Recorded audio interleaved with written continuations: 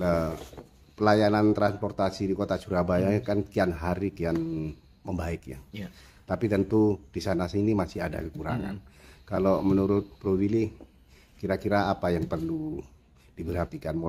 Kita pemerintah kota sekarang sudah mau nambah unitnya, Mas, untuk tahun depan sama tahun ini. Nanti mulai November juga sudah ada penambahan unit lagi.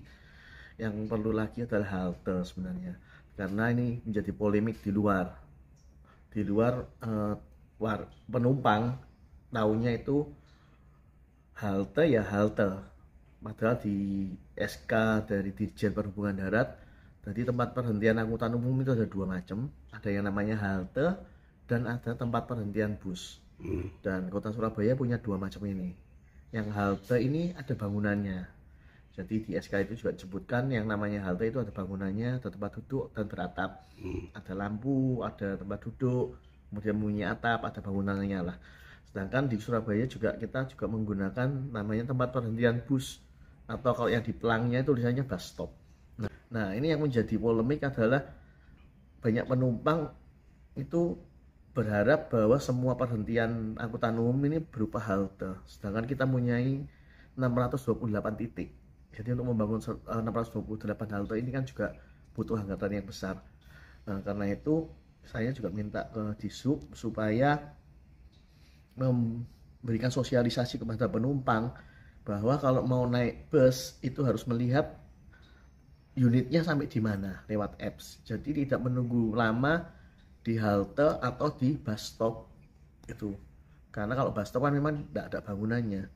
Jadi sistem yang kita gunakan memang penumpang itu datang ke tempat perhentian pada saat busnya atau wirawirinya datang. Nah, beberapa titik juga misalnya bus stopnya yang rame, yang animonya besar, juga kita sudah minta untuk ditingkatkan menjadi halte. Nah, tentang halte, jumlah titik kan sudah cukup banyak menurut saya. Apakah wajar permintaan masyarakat tadi bahwa halte itu dianggap masih kurang? Kalau kurang sih tergantung nanti unitnya ya, Mas. Jadi kita akan bergerak dulu melengkapi menambah unitnya dulu sampai semua kota Surabaya terjangkau dari angkutan umum ini.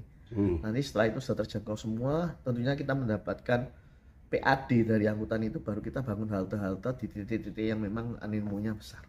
Selain halte, Mas, menurut pengalaman sejumlah masyarakat sekarang alat transportasinya, terutama bisnya tadi itu ya, kayaknya masih perlu ada perbaikan. Nah, itu juga penting. Dari waktu saya periode pertama juga sering saya sampaikan bahwa untuk perawatannya harus diperbaiki lagi, karena banyak beberapa bus juga AC-nya sudah mulai gak dingin, kemudian pernah ada kejadian pintunya tidak bisa nutup. Jadi maintenance-nya ini harus diperhatikan. Dan untuk yang ke depan memang kita akan menggunakan BTS, by the service, itu harus diperhatikan. Operatornya harus merawat bus atau wirawirinya dengan baik. Gitu.